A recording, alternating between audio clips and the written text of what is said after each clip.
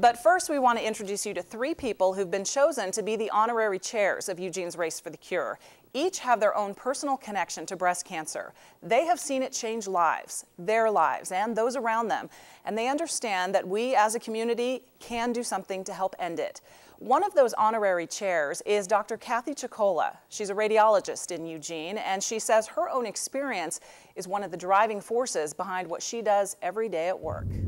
Dr. Kathy Chicola is passionate about her work. As a radiologist at Oregon Imaging Centers, she helps make sense of those mammograms women are advised to get on a regular basis. She can see when everything is okay and when it may not be. She chose to do this type of work after her own scare with breast cancer back in college.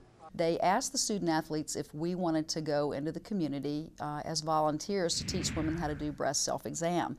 This is, you know, I hate to say, but this is the early 70s, and so my hand went up and I volunteered, and so we were going to have a meeting where they're going to teach us how to do this, and so of course the first thing that happens to me is I feel a lump in my breast. Dr. Chicola says back then, not many people talked about breast cancer. In her case, her doctor's bedside manner left little to be desired. I just remember as I was going under, the anesthesiologist, he's like, well, the surgeon's going to come in and talk to you now. And so the surgeon just leaned over my face and said, don't be surprised if you wake up without this breast.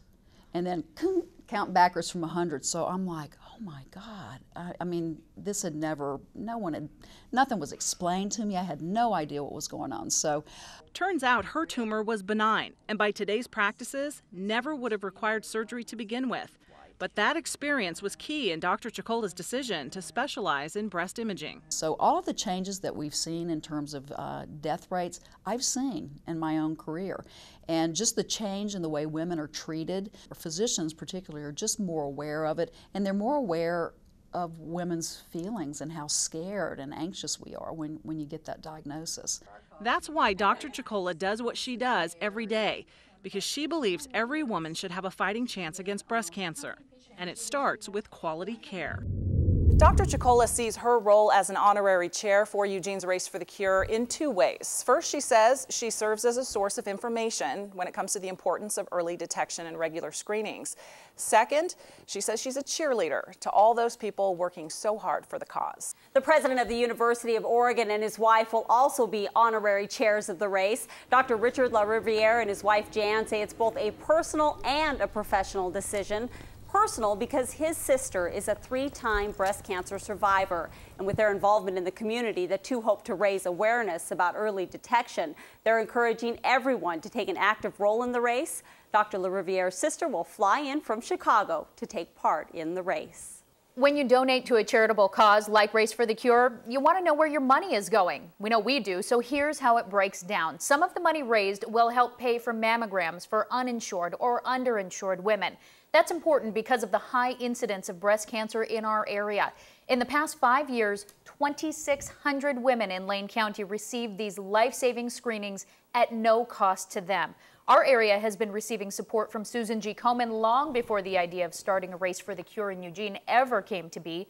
And Komen says the dollars raised from this year's race will only allow more women to be helped. 75% will stay here in the community and 25% goes for research. So in the last 5 years, just in Lane County, Komen has invested $720,000 for early detection and for survivor support programs. Komen also supports the local area through grants. For example, a grant to the American Cancer Society is helping more women in rural areas of Oregon access treatment. They're now able to take part in educational programs and receive support as survivors. For every $89 raised, Komen can provide a mammogram to an uninsured woman who otherwise can't afford screening.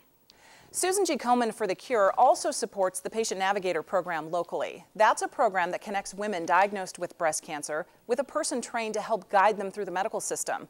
Learning that you have cancer is a major shock in and of itself. Then there's the often confusing and overwhelming road through treatment.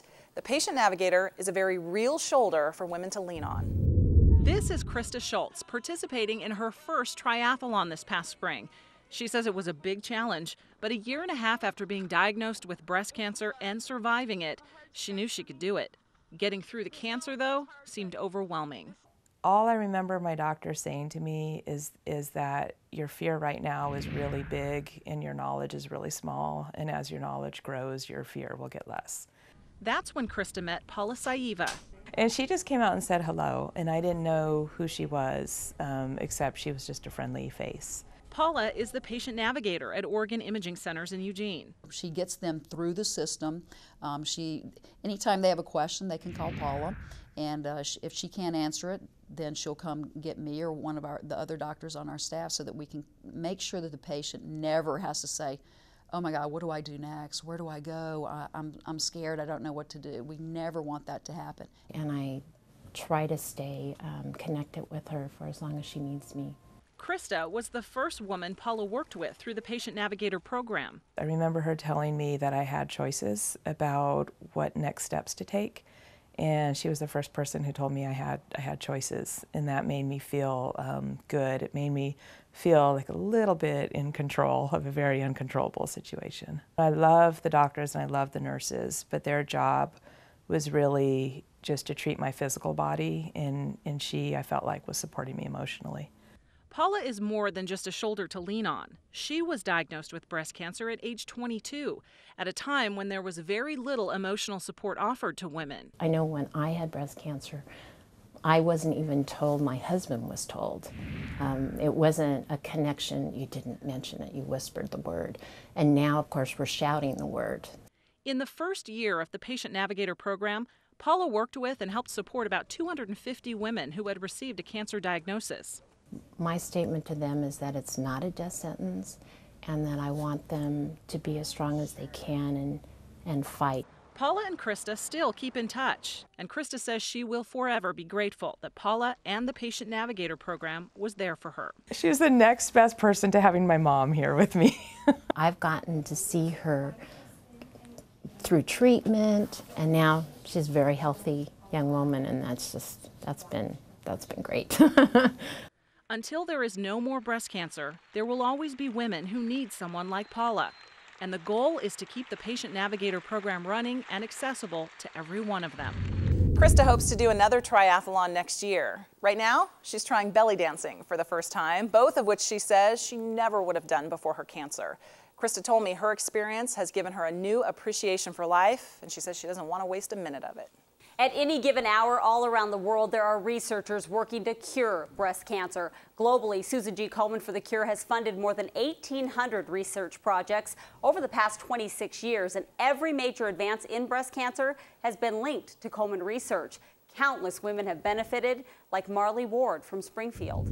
Marley Ward is proud to say she is a survivor. It has been a long road after discovering a lump in her breast a year and a half ago. Couldn't be cancer. Couldn't be. Marley had no family history of the disease, and she thought she was too young to get cancer. 2 months later, Marley went for her annual exam and was given the news. Shock. I was just shocked. I'm like, no way.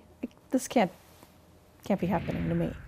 Marley had an aggressive form of breast cancer, but she is one of the many people who have benefited from treatments that weren't available just years ago. And while doctors did their work, Marley was able to focus on her recovery. Losing my hair. That was the hardest part. Sounds funny. You know, I went through a mastectomy, but losing my hair was harder than that. On a positive note, while dealing with this often isolating disease, this Springfield mother of 2 discovered she was not alone. That once I was diagnosed with cancer and everybody knew, I was shocked of all the people that came to me and said, I had cancer. I went through the same thing you're going through. And it was amazing to me how many people just in my office had cancer that I never even knew. Marley says what cancer has taught her is that every moment is precious, and she no longer sweats the small stuff. Right now, researchers are studying the genetic differences between women who get breast cancer and those who don't, and that could lead to better treatments.